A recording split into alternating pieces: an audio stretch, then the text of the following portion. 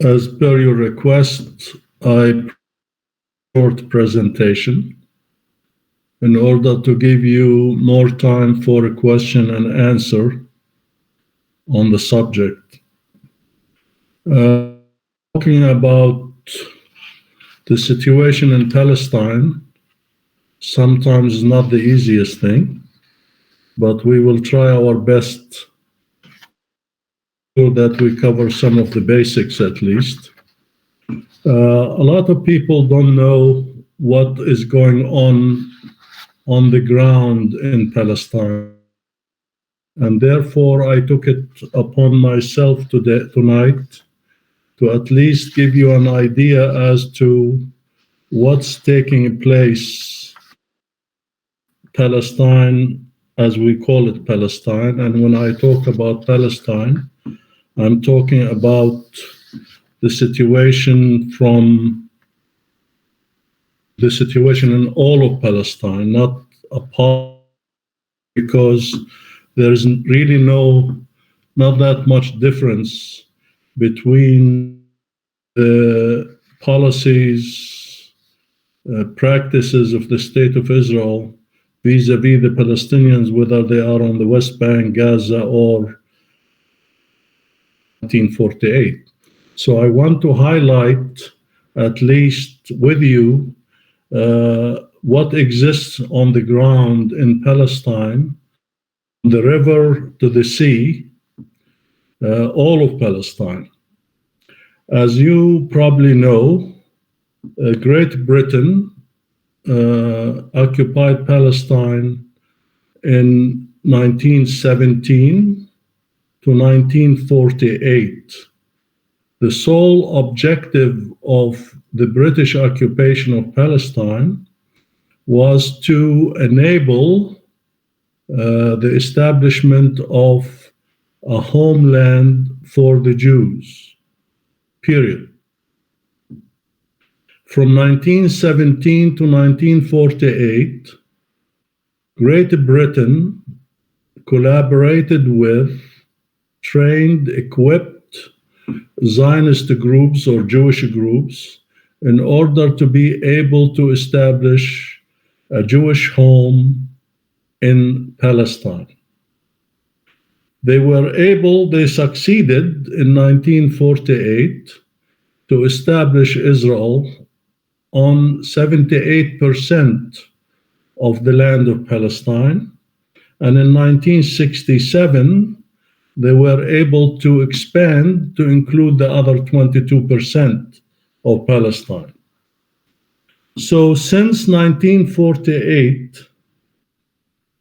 the state that was established by the Jews, by Britain for the Jews, has been practicing its policies and policies systematically to colonize Jews, instituted institutions, laws,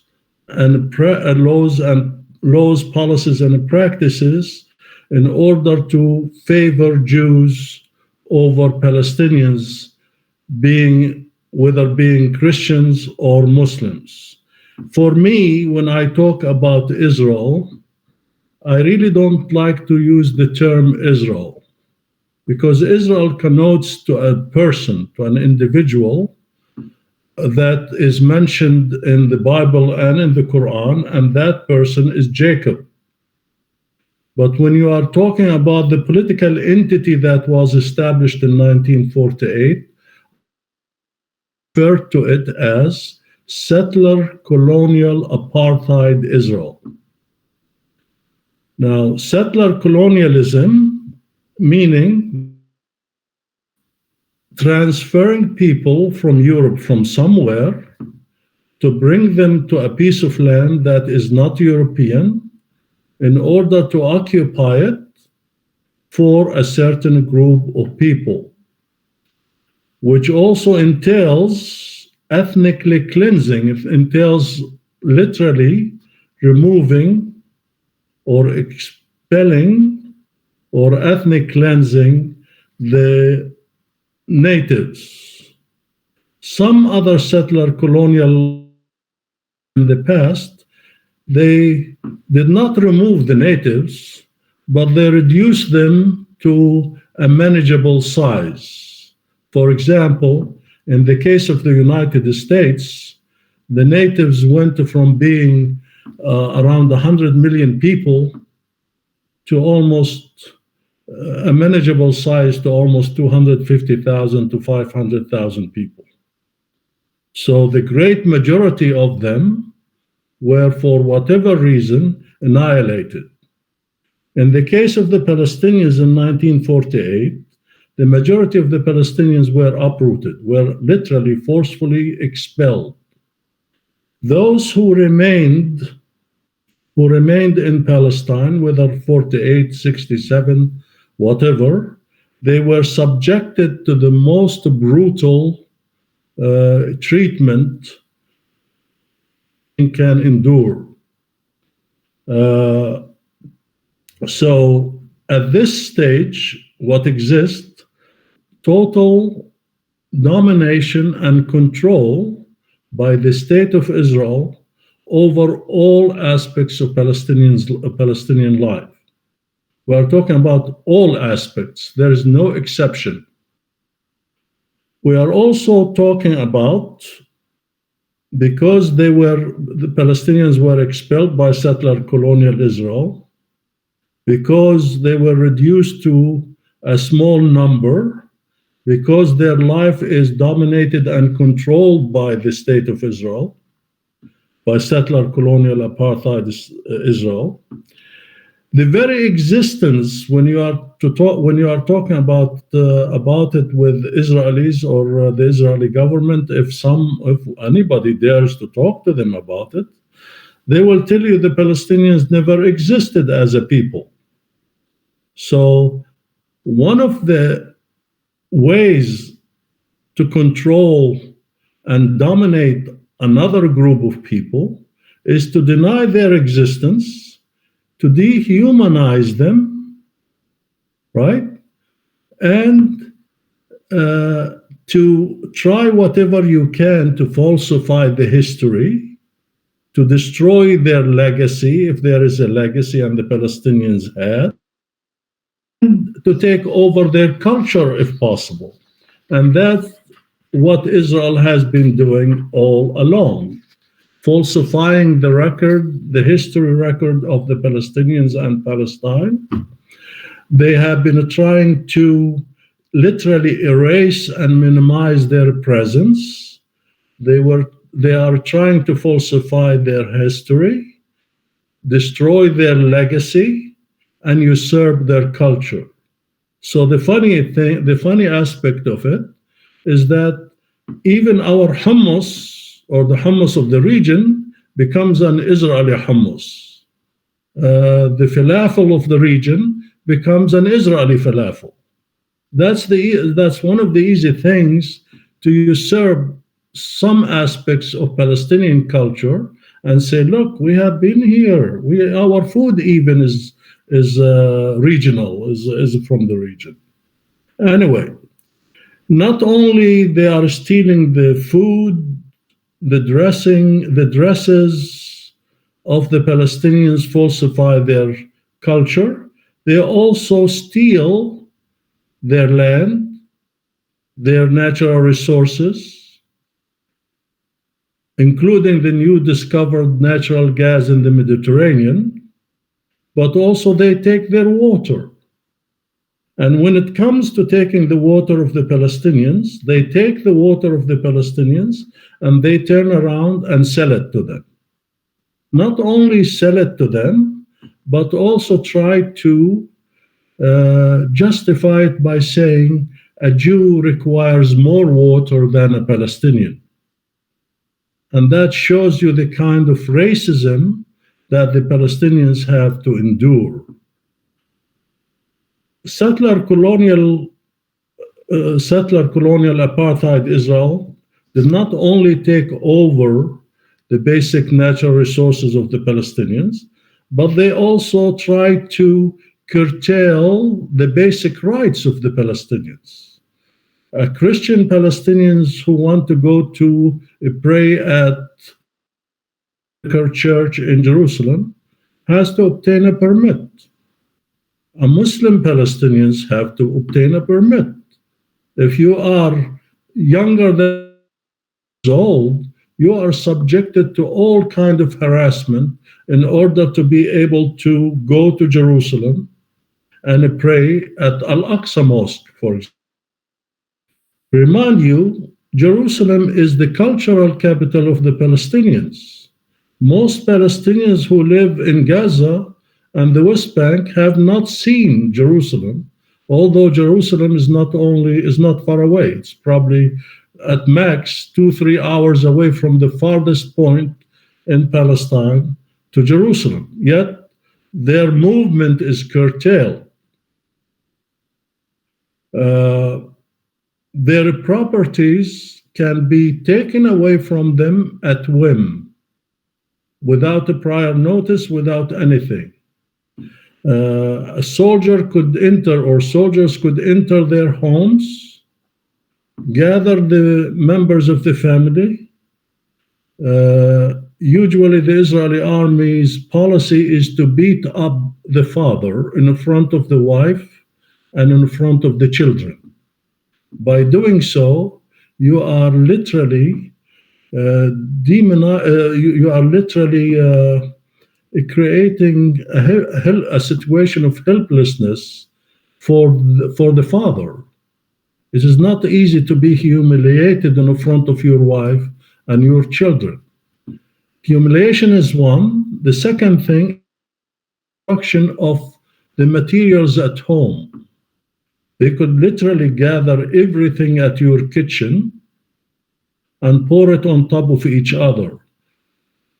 Use the flour, you cannot use the lentils, you cannot use the oil, you cannot use all of that. That's the policy. You go in, you destroy whatever you can.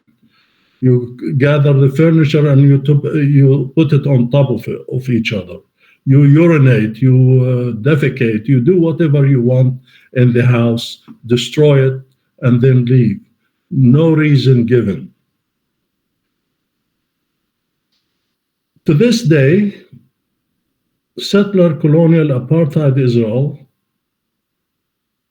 uses to allow those refugees whom they ethnically cleansed in 1948 to return. So what do? They take over their properties and they give it to settler colonial immigrants from Europe and other places. That's what settler colonialism means, that you expel the natives, you replace them with your own. Settler colonial Israel, apartheid Israel, systematically works to change the character of Palestinian cities and villages, or Jerusalem. All of what I am giving you are facts. These are recorded facts. They are nothing new. In fact, it's the iceberg, the tip of the iceberg. There are many others, practices, policies, and laws that Israel is based on and continues to enact and legislate in order to literally break the will of the Palestinians and to at least defeat them on the ground and break their resistance. The Palestinians continue to resist the presence of the State of Israel and continue to demand their liberty and freedom. Now, the question that is often asked, is Israel a colonial state? Is Israel an apartheid state? And I think I want to just dwell on it for a few seconds. If I am asked, is Israel a colonial state? The simple answer to it is yes, without any hesitation. Israel is a settler colonial state. that was established by a colonial European power, and that is Great Britain. And Great Britain occupied Palestine literally for the sole reason of the sole goal of establishing Israel a home, call it whatever you want to call it. At least they called it, quote unquote, a homeland for the Jews.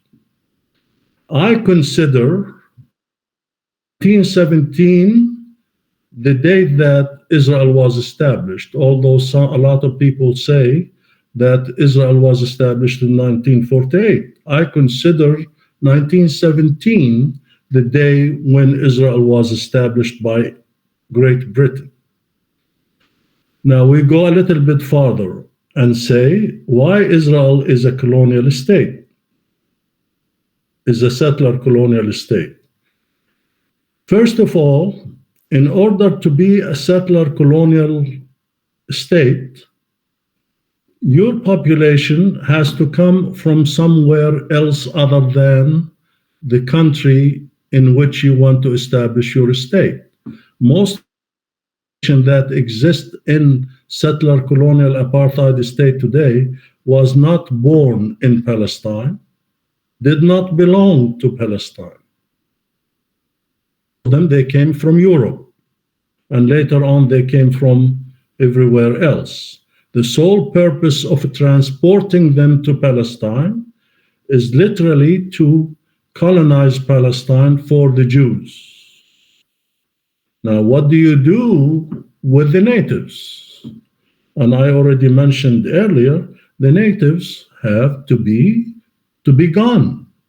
So the policy of both Great Britain and settler colonial apartheid Israel is literally to ethnically cleanse the Palestinians.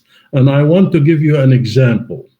In 1947, the total Palestinian population in Palestine was 1,324,000 people. A year later, that population was reduced by force to 156,000 people. So more than almost 1,200,000 people were expelled, forcefully ethnically cleansed in 1948. So the question is, what happened to their properties? These people, somehow, they must have had homes. 530 villages, Palestinian villages, were destroyed, completely destroyed. So when you destroy them, you literally prevent them from returning. Not only that, you poison the wells, water wells or water sources of some of these villages, also to create panic and to prevent them from returning. That Israel has done to the Palestinians in 1948. The news just came out a couple of months ago, but the Palestinians knew it because hundreds and hundreds of Palestinians got sick as a result of drinking the water. Their livestock died as a result of drinking the water. Anyway, the remaining Palestinians, those who were not expelled, the 156,000 remaining Palestinians, were subjected to the most inhumane and degrading conditions and treatment in order to somehow, guys, why are you here? Get the hell out of here, in order to get them to literally to leave. Unfortunately, or fortunately for us Palestinians, a lot of have not succumbed to this and persisted to stay in Palestine, and they continue the struggle in Palestine to this day, regardless of the inhumane, degrading treatment and conditions that they are subjected to. The second question that I'm often asked, is Israel an apartheid state? Once again, the short answer is yes. There's no question in my mind and the mind of Amnesty International, Human Rights Watch, Beit Samuel, Damir, and other human rights organizations, the United Nations now, that Israel is not only a settler colonial, but also an apartheid state that practices apartheid against the Palestinian people. Now, let us look at what apartheid is and see if it fits the bill. Apartheid is keeping people separate, segregated, based on the color of their skin, or religion, or ethnicity, or whatever other criteria you might think of. Keeping people apart. Israel does not only favor Jews over Christians and Muslims in Palestine, it keeps Jews and Palestinians apart. And apartheid is from the African word apartheid, keeping them apart. And that's what they are practicing in Palestine. There are certain communities, many communities in occupied Palestine that Palestinians cannot live in because they are Palestinians, because ethnically they are Palestinians, or religiously they are Christians, or religiously they are Muslims. So they cannot settle there. That's one aspect. It's the overwhelming evidence, at least nowadays, if you are to look at the evidence in apartheid South Africa and apartheid Israel, the overwhelming evidence will show that the apartheid in Israel is much worse than the apartheid in South Africa. That does not mean that both of them are not evil. Both of them are evil. Both of them are crimes against humanity. But why is the apartheid in Israel or in Palestine is worse than what it used to be in South Africa?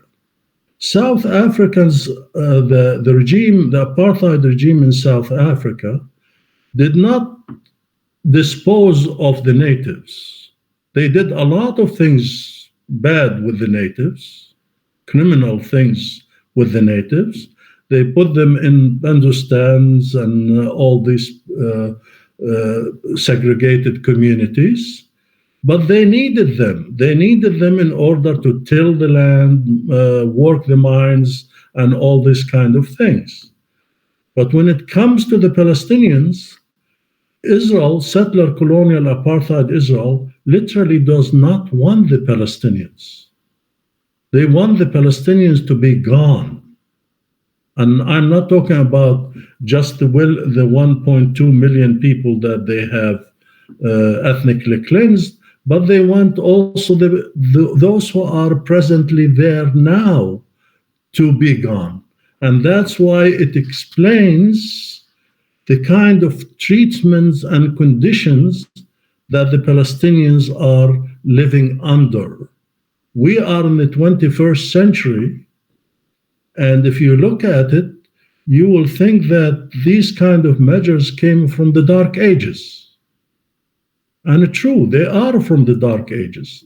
Draconian measures, draconian conditions that they put these Palestinians in. For example, I don't know if I could share a map with you. Anyway, I'll explain. Palestinian cities, the West Bank is supposed to be 22% of the total population of total size of Palestine. 60% of the land of the West Bank has been already confiscated. Then you are left with 40% of the 20%. And in the 40% of the 22%, exists some of the major Palestinian population center. And I already mentioned one, and that is Jerusalem, which is the cultural national capital of Palestine. But you have Jenin in the north, Tulkarm in the north, Nablus in the north, you have Ramallah in the center, you have Bethlehem in the south, you have Hebron in the south, and you have Jericho. In order for a Palestinian to go from Tulkarm to Jerusalem in normal times, it might not take more than 2 hours. But now, if a Palestinian wants to go from Tulkarm to Jerusalem to pray at Al-Aqsa or at the church, it might take them a day. And the reason being, there is a military checkpoint between Palestinian communities that Israel have installed permanently, but they also could install temporary ones if the permanent ones are not enough. They could literally bring two jeeps together and block the road, and then have the Palestinians stop being searched and waste their time. That's one, which also indicates that at whim, Israel could prevent, for example, agricultural products. Tulkarm and Jenin are known for being agricultural communities. Prevent the agricultural products from Tulkarm and Jenin to come to Ramallah or Al-Quds or Bethlehem, which are not agricultural places. That's kind of dividing, controlling, destroying is an ongoing basis in Palestine.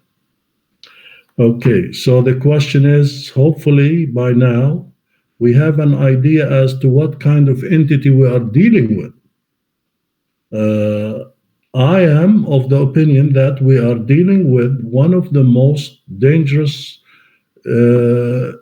state ever existed, especially in the 20th century and the present.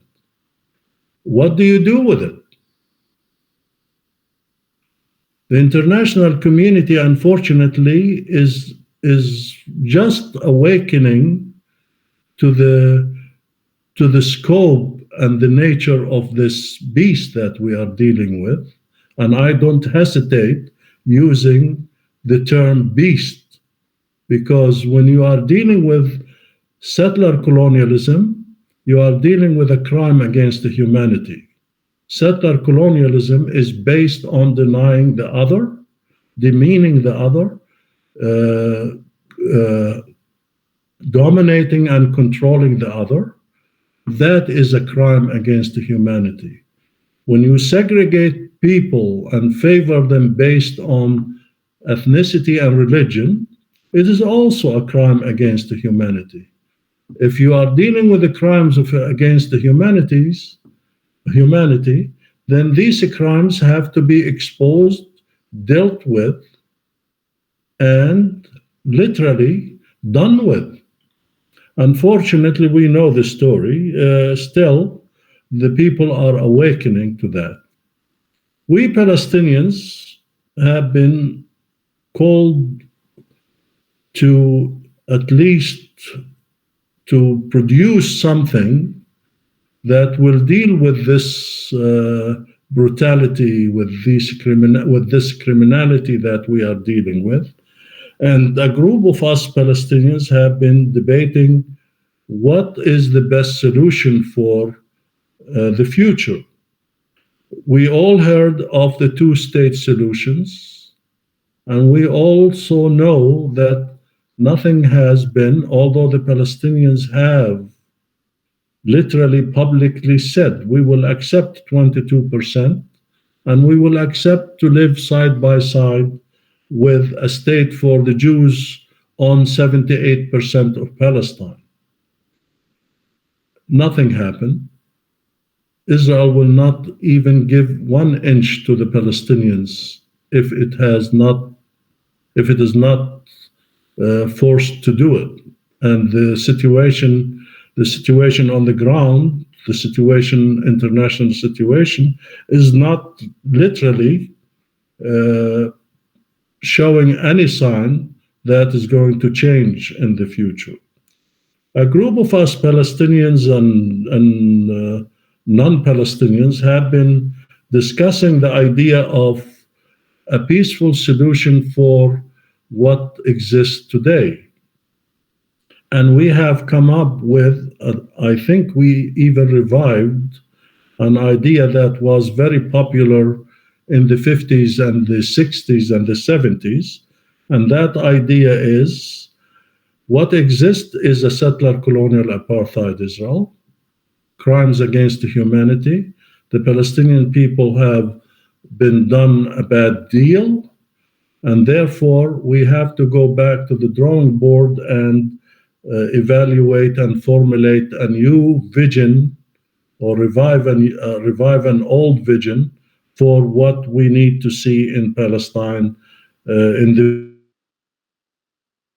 and I'm going just to briefly mention what the ODA, One Democratic State, or our peaceful vision for the future is, and then we'll go hopefully for a discussion. I am of the opinion, and many of those who believe in the One Democratic State believe that the restoration of justice for the Palestinians has to be paramount. Restoring justice for the Palestinians is a prerequisite for anything.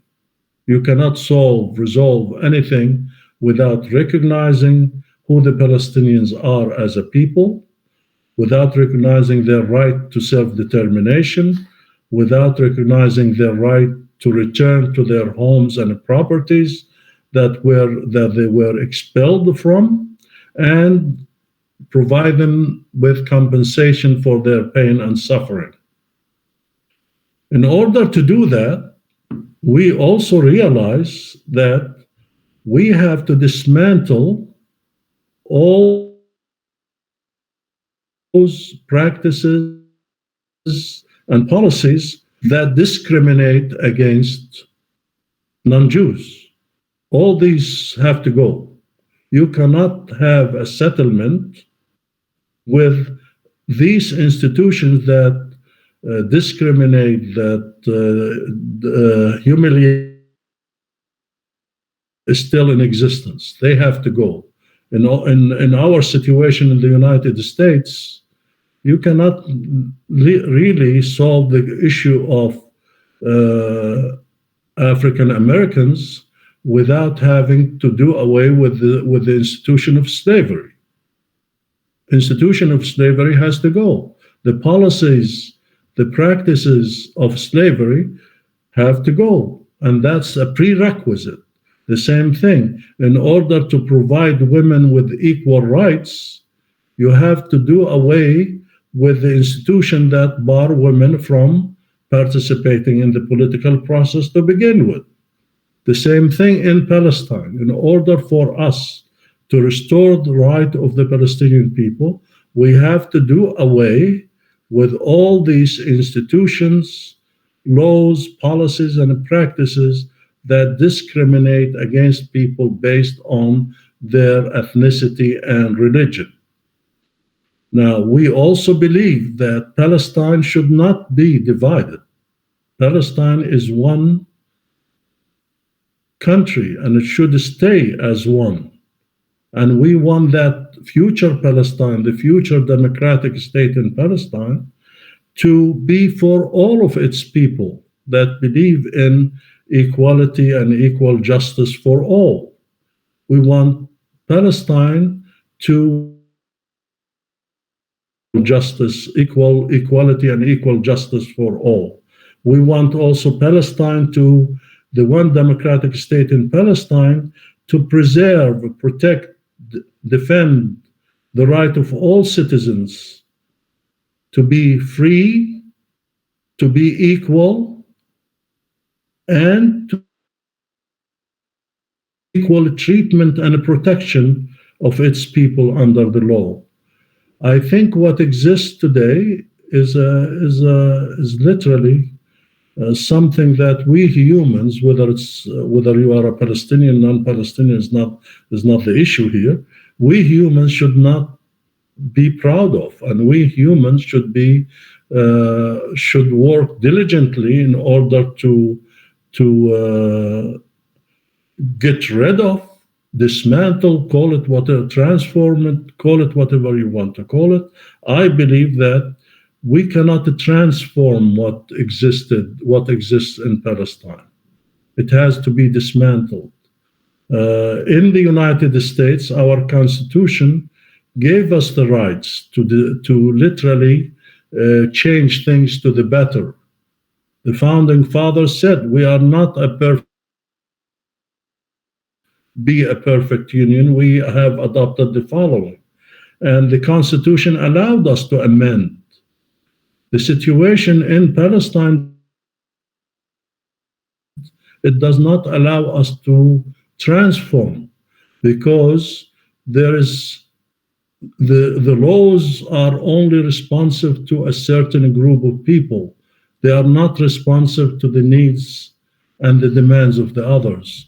And as a result, because they are not responsive, they have to be changed. They have to be dismantled.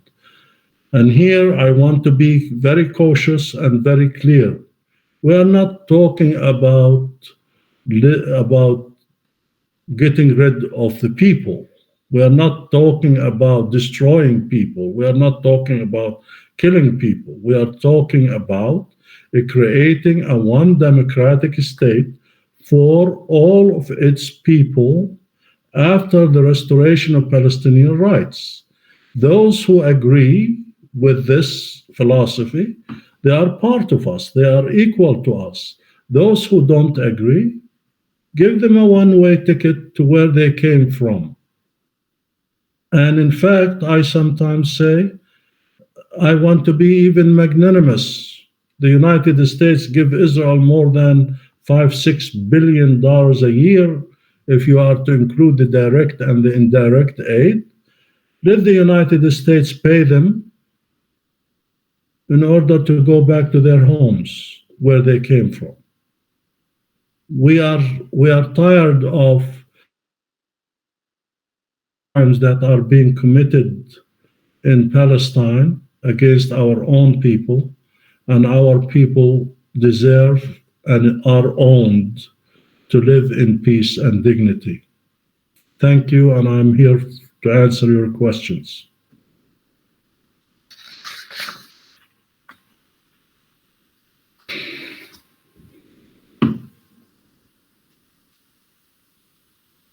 Yes, Imam. Assalamu alaikum, Samir. Wa alaikum assalam wa rahmatullah. Jazakallah khairan. So, yeah, actually, I agree with your premise, and as a non-Palestinian, but as a believer who reflects scripture, which calls for promoting justice and truth and compassion, and standing against oppression and abuse and all of those things. I've tried to kind of rally support behind this notion, but I've found a lot of our brothers and sisters from the Palestinian community are very adamant that we have to remove the Jewish people who are there. So kind of maybe give you some inside, maybe depth on how to navigate that discussion, especially considering those of us that are not Palestinian. It is not easy. It is really not easy to come to a Palestinian like myself, for example, that I came from Jerusalem to study in the United States. A year later, they took away my they call it residency, although I was born in Palestine. But since there was no Palestinian national citizenship, they took away the whatever Israeli paper that I had to prove that I was from Jerusalem, and they denied me residency to the place. Although they'd have done that, I am of the opinion, and I discussed that with many Palestinians, and it's not easy. Those Jews who accept our national rights in Palestine, and they denounce the settler colonialism and apartheid character of Israel, renounce its institutions, laws, practices that favor Jews over others. Those are, I consider them, our partners in the struggle. We cannot ask them literally to leave. We want them to stay, and we want them to be part of this new state that we are trying to build. And in fact, we invite them to join us to build it. But those who want to continue with the practices, laws, policies of settler colonial apartheid in Palestine against the Palestinians, they have no place amongst us. They could go back to where they came from and practice whatever they want to practice. When South Africa was created, there were no conditions put or placed on the whites of South Africa in order to be part of the community.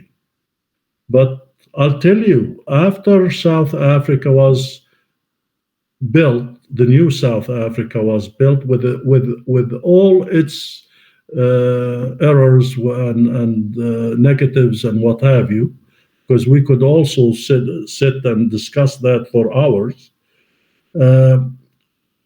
The people were, whether you are black and white, to build a new South Africa. But those who believed in the apartheid system and the privileges of the white did not accept the change, and they left. And most of them, by the way, they came to Europe, the United States, Australia, and Israel. So those who don't want change to happen, they don't want equality. As I said before, we could ask the United States to pay them a one-way ticket and have them go, and they should, because there is no place in a one democratic state for racism and discrimination based on anything. Did I answer?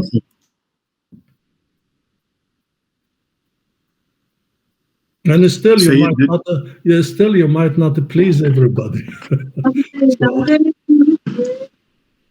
Assalamu alaikum. Wa alaikum assalam, Sayyid. Kifak? How are you? Alhamdulillah. I have like one question, like alhamdulillah, like I think this is like good to have, like if it would be ideal to have that one state, like which you're talking about. And you said like if we have this kind of like Jews who are like ready to accept the Palestinian rights and everything, but do we have any like feeling like how many are there like who are ready to accept that kind of thing? Like what I'm saying is like if we have an overwhelming majority, like say 70 or 80% of the Jews that are currently there who are settled and they don't want to accept this, like how are we going to even find like this minority of 10-15% of the Jews who are ready to accept us and then like work towards getting this kind of solution? Like so in the case of South Africa, there were not that many whites who wanted to achieve change in South Africa. However, people like yourself, myself, and others tried their best in order to put pressure on South Africa in order to change. We have participated in the boycott, sanction, and divestment. We should do it here. We should educate ourselves as to what is taking place, and we should literally make sure that we take the message. We are the messengers for change. We should take it to our communities, talk to the churches in our communities, even talk to the synagogues in our communities. I'm not against our Jewish brothers in the United States. We should talk to them and say, look, this is being done in your name, not only to the rabbi and the Jewish members of the Jewish community, but also to Christian community. We are lucky now in the United States. You have the Methodists, the Presbyterians, They are aware of what's taking place. They are becoming involved in order to involved in the BDS movement to boycott, sanction, and divest from Israel. The same steps that were taken in the 70s, 80s, and 90s to boycott, divest, and sanction South Africa. But this is not the only thing. I think our community in the United States has a particular responsibility. As a member of the community, I used to hear people saying, we should not register to vote, we should not be involved in the voting process, all this kind of thing. It's against this, it's against that. I think it's a mistake. I think it is our responsibility in the United States to register, to vote, to coordinate, and to exert our influence over the system as anybody else. We are more numerous than the Jews in the United States. For sure, we are more than the Zionists. And we could literally, step by step, neutralize the United States. If we could neutralize the United States, and this is not a wishful thinking, if we could neutralize the United States, Israel is finished. Because without the United States is nothing. Yeah, it has nuclear weapons, it has diamonds, it has all this kind of thing, but it is protecting and safeguarding Israel from being literally sanctioned, from being literally boycotted, from literally being companies divesting from it. If we start organizing, and we should, educating ourselves first, working with other groups in our communities, we could do it. We could make it.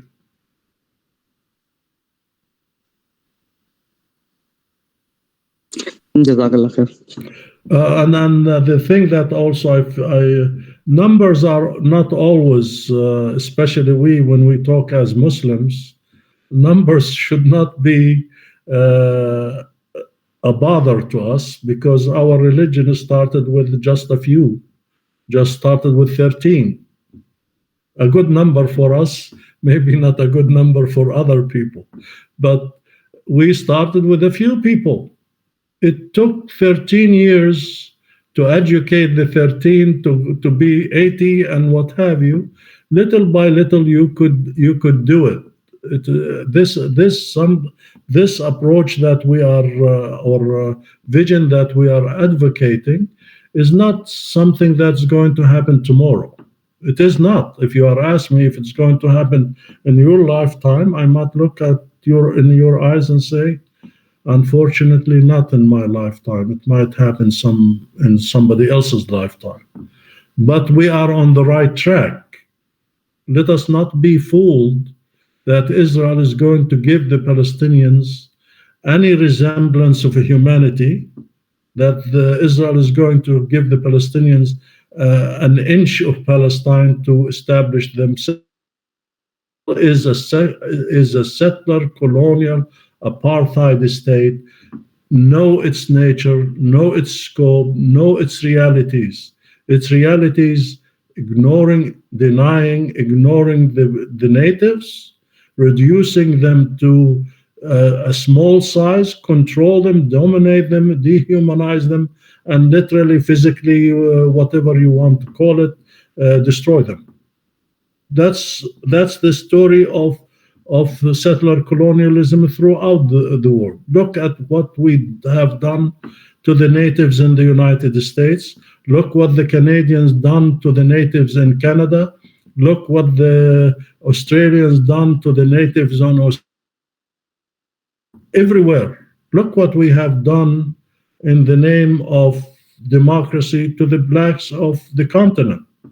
How many people we had to destroy and kill in order to get the slaves to work in the plantations in the United States.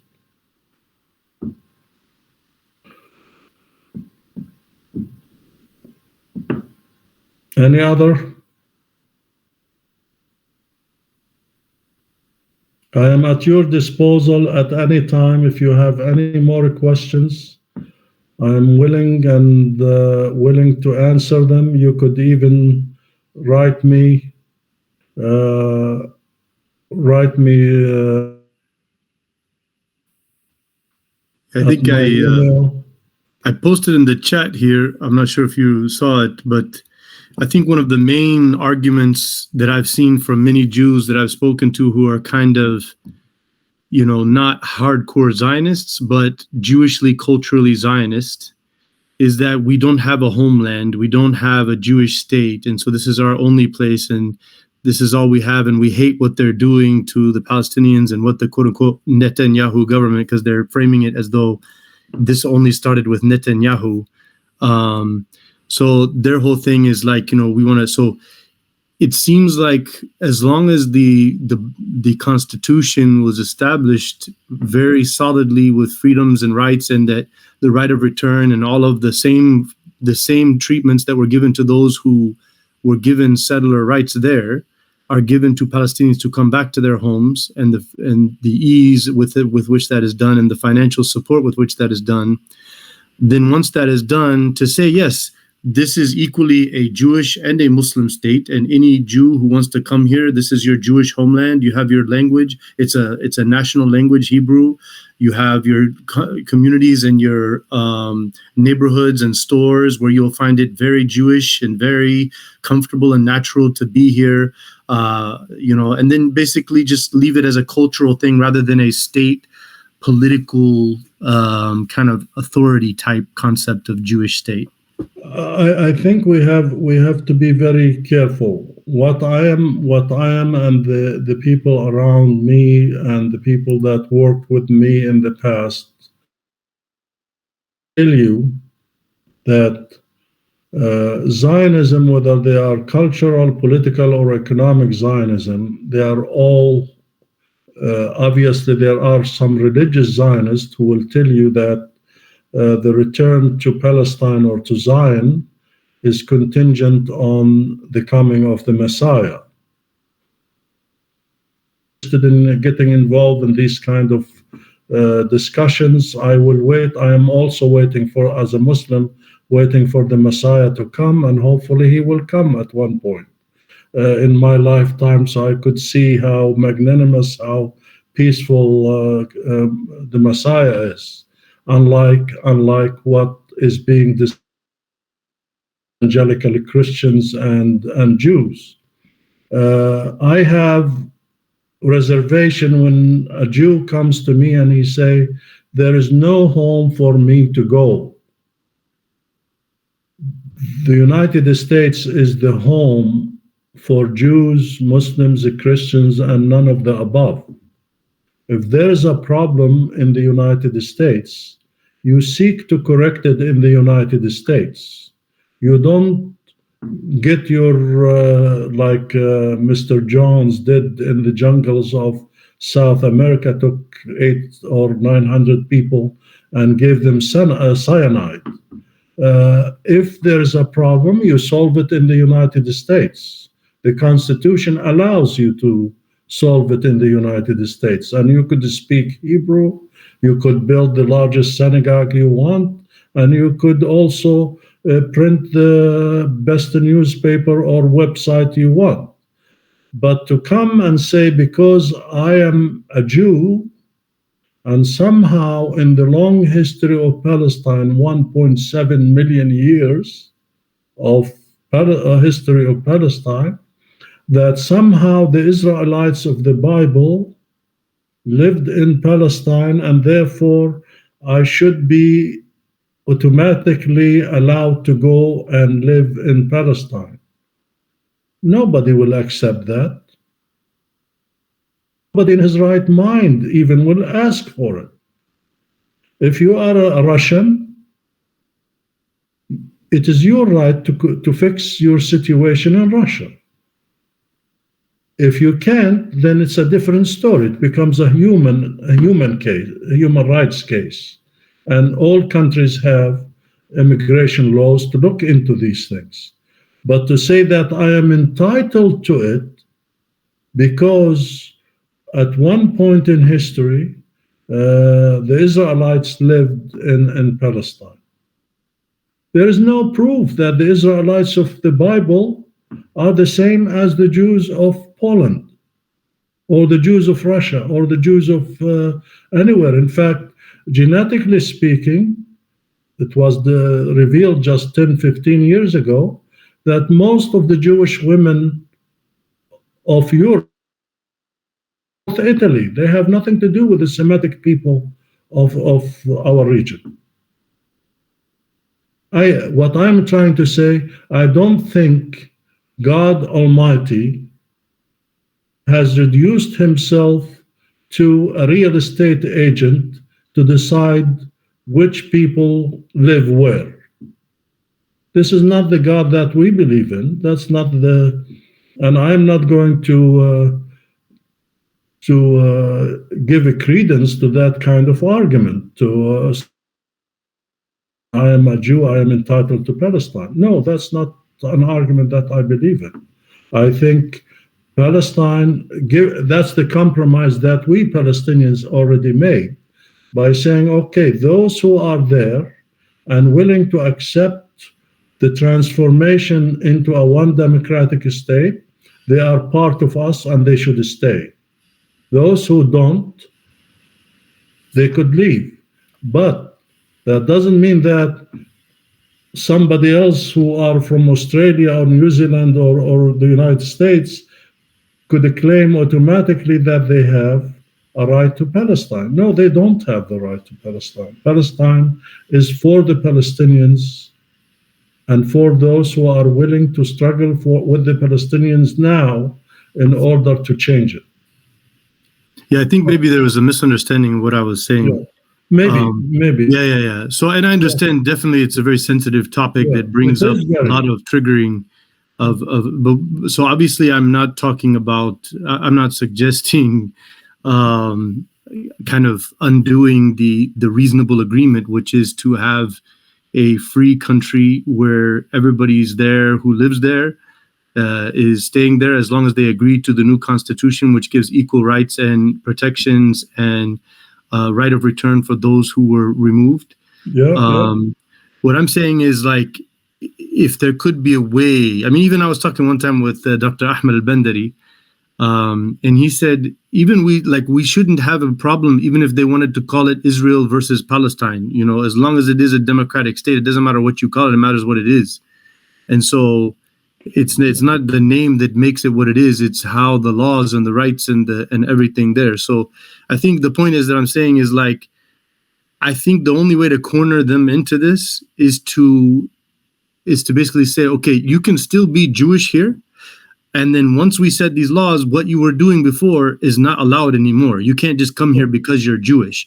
You would be like anybody else. If an African or a Jew or a Chinese person wanted to come here, he goes through the exact same process. He has to have his legal papers, and he goes through review by the legal system. And if he is approved or she is approved, then they come. If not, then not. And it has nothing to do with your religion or ethnic background.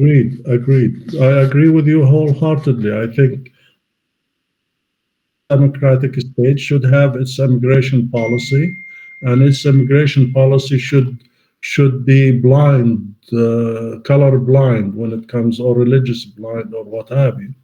I think we are in agreement. I think there is no disagreement there. In one democratic state, a Jew could practice his Judaism. He could speak his Hebrew if he wants. The same thing with a Muslim, could practice his religion, and he could speak Swahili, as far as I'm concerned. It doesn't really matter to me, as long as they respect the constitution of the place, they respect and tolerant of the cultural diversity of the place and the laws of the place. I think we sometimes, I teach American politics, and sometimes I think we short shaft the United States. of the inequalities and what have you that exist in our society. But the fact that we have arrived at a place, a republic, where everybody is equal, and I'm not naive to think that they are equal, but they are low. That's a positive thing, and that's something positive for us, those who are seeking to build a one democratic state, to look at, learn from. We want our people to be able to build a mosque in your community, to freely practice our religion, although we are viewed with suspicion, but still we are allowed to practice our religion. We want that also in Palestine, in the future Palestine. Nowadays, that's absolutely does not exist. Absolutely does not exist. For example, let me give you an example. Al-Ibrahimi Mosque in Hebron. All right? It is an Islamic shrine. It's an Islamic mosque. It was built by Muslims, preserved by Muslims. And in fact, I do.